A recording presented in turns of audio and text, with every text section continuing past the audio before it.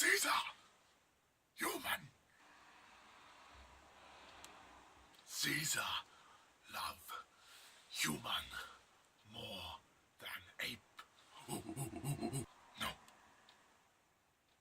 Not true. Caesar fuck human. Now I'm the king of the swingers, oh, the jungle VIP. I've reached the top and had to stop, and that's what's bothering me. If you let us work here to repair this dam, I promise you, we will stay out of your way. What in it for Caesar? What? You can't get something for nothing. Oh, well, if you want my money, I don't have a lot left, because there isn't really any use for it. I can give you a paperclip.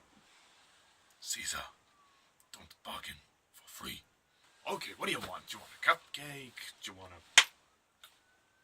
a paper? What do you want in exchange for this? Caesar.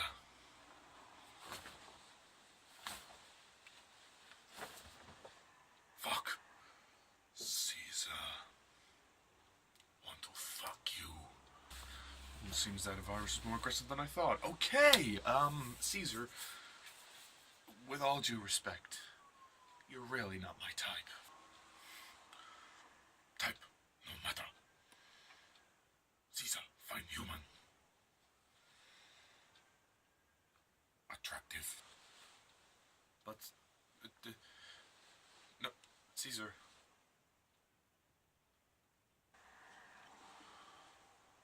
I once fucked human. A good man. Like you. Oh, we'll talk about your track record. Caesar. Don't just want to fuck human. Caesar want to be human. Ooby-doo, I want to be like you. I want to walk like you, talk like you. You see it's true.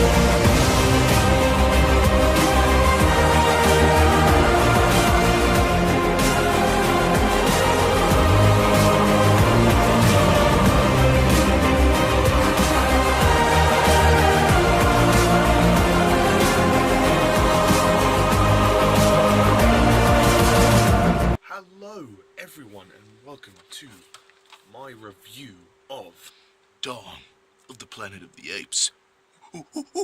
So, the most recent Planet of the Apes film, which came out in 2014, directed by Matt Reeves, and starring Andy Serkis and Jason Clarke. It is the sequel to Rise of the Planet of the Apes, and yeah. So, the basic plot of Dawn of the Planet of the Apes is that the virus has spread all across, America and whatnot. There is, the Earth is kind of desolate and post-apocalyptic. And there's not many humans left. There's like a resistance of humans that are left, and Caesar and his apes live in the forest, set 10 years after the events of Rise of the Planet of the Apes. And, the humans have to work together with the apes to rebuild the dam and try and repower the city. But because the apes are living close to where the control room is and where they need to do their work, there's a bit of an issue trying to cooperate with them because of Caesar's lack of trust within the human race. And then further tension arises. One of the apes, Koba, who was briefly in the first one, just hates the humans because of what they did to him, and ends up turning against the apes and trying to cause conflict and mistrust between everybody. And the apes, led by Koba, are going to war to destroy the humans. And that's pretty much the plot of Dawn of the Planet of the Apes. So, Dawn of the Planet of the Apes I mean, after the humongous success of Rise of the Planet of the Apes, and the sheer surprise at how good it was, how does this one stack up? It's absolutely incredible. I mean, wow. Just wow.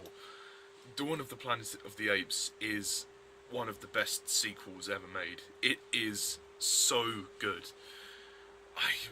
I mean, just wow. Ever since I first saw it at the cinema, I was hooked, and I've watched it a few times now, and I've watched it just now, and watching it just now, it is just perfect. I mean, how did they top the first one?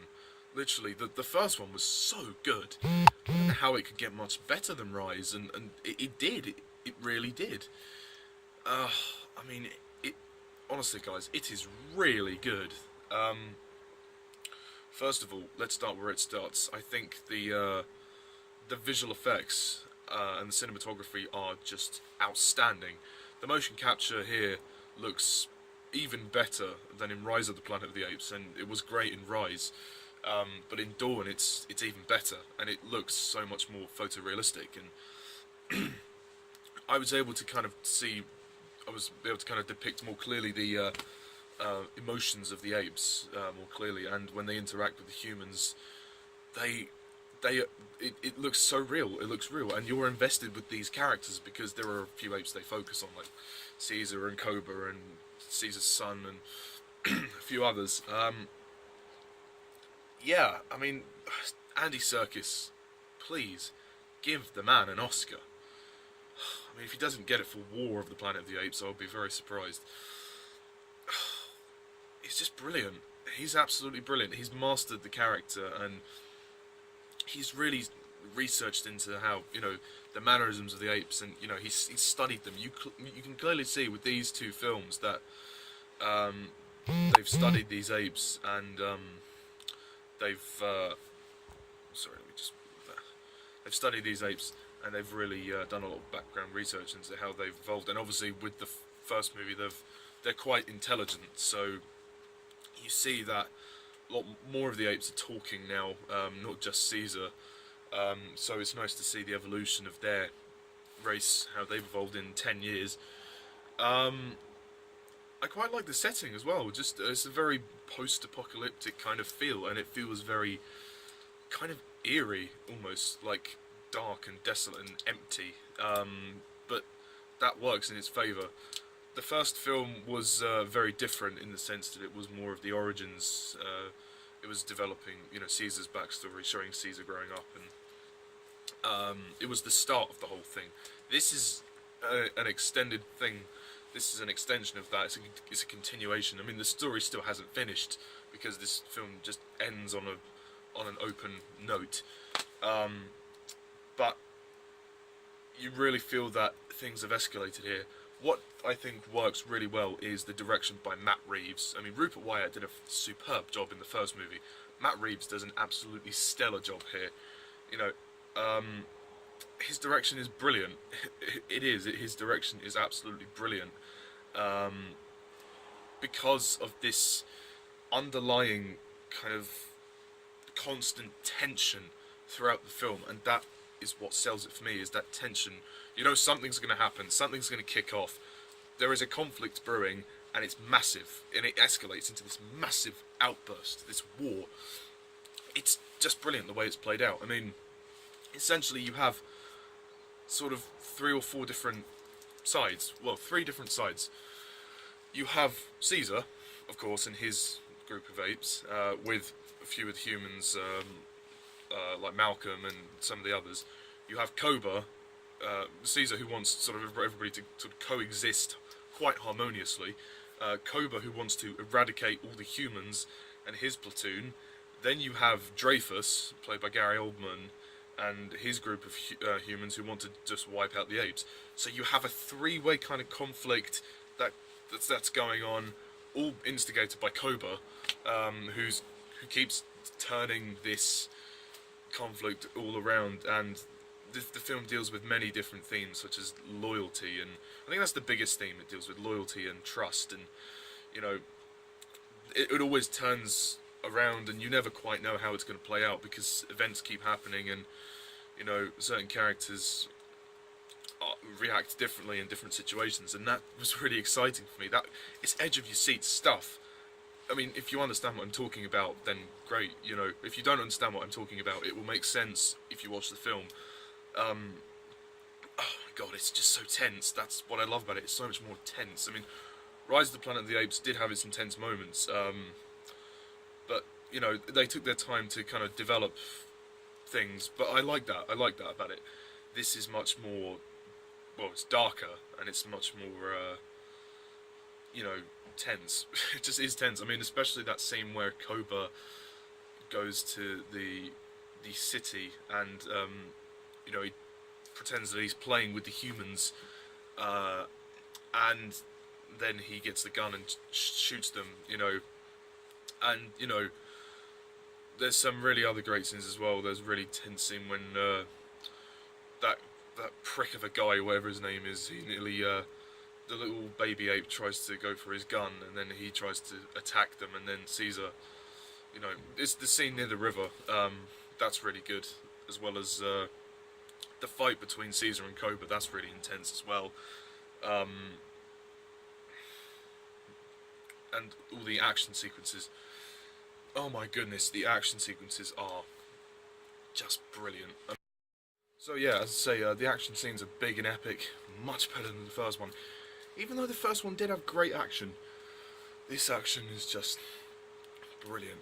And you know, what I was saying earlier about all of the tension as well, that also runs in flux with the emotional drama. I mean, we have really poignant moments here, particularly with Caesar and his family, some of the human characters, and Gary Oldman's character completely breaks down. You know, he lost his family, and that lovely scene with the iPad, and it's heartbreaking to see how his character, what his character is reduced to, you know, when he succumbs to grief and he doesn't know how to deal with it. I loved that character change, and you know how he sort of, he loses it, he's lost everything, and he's able to just blow up the tower like that. He's the way he sees it, he's got nothing else to lose. The film is just excellently paced, it's tense, it takes its time, but it's worth it. It's a longer film, it's the longest Planet of the Apes film, it's 2 hours 10 minutes, which is worth it. It is really worth it. I love the scene also when they, speaking of emotional drama, when they go back to the old house where Caesar grew up. We see the video footage of him and James Franco, and Malcolm asks him, "Oh, who's that?" And he's like, "Good man, like you." My only real weak thing with this film, the only criticism I have is some of the human characters don't really feel like they have much development. Jason Clarke was a decent lead, I suppose. He was good. The others don't really have much to do, apart from Gary Oldman and Jason Clarke, that one prick of an arsehole. I don't see why, you know, I mean, I think just some of them are underdeveloped. We get to know, you know, one thing about the female who apparently had a daughter that died, which is nice, but we didn't really get to know more about that, so that's a shame. But, you know, that doesn't really matter too much because I'm more focused on the ape characters, and this is excellent. It is an excellent film.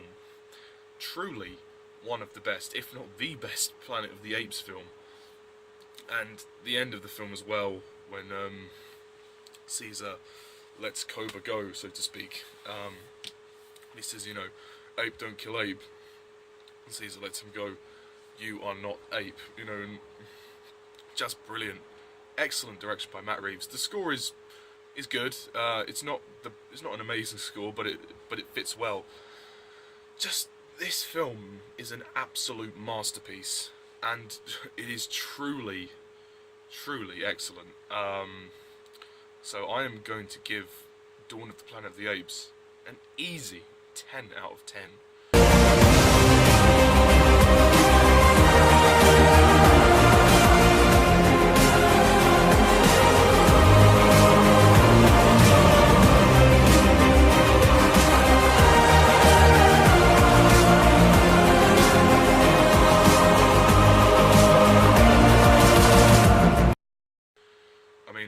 does a sequel blow you away that much when its predecessor was pretty much amazing as well. So, you know, and that's it. That's really all I've got to say about the Planet of the Apes movies. Yeah, well, the ones we have so far anyway. So my next review will be War for the Planet of the Apes, which will be next summer, so stay tuned for that. As from where it goes from now, I'm going to rank the current 8 films that we have, so stay tuned for that next time, and as always, thank you guys for watching, and I'm MrTardis11. See ya.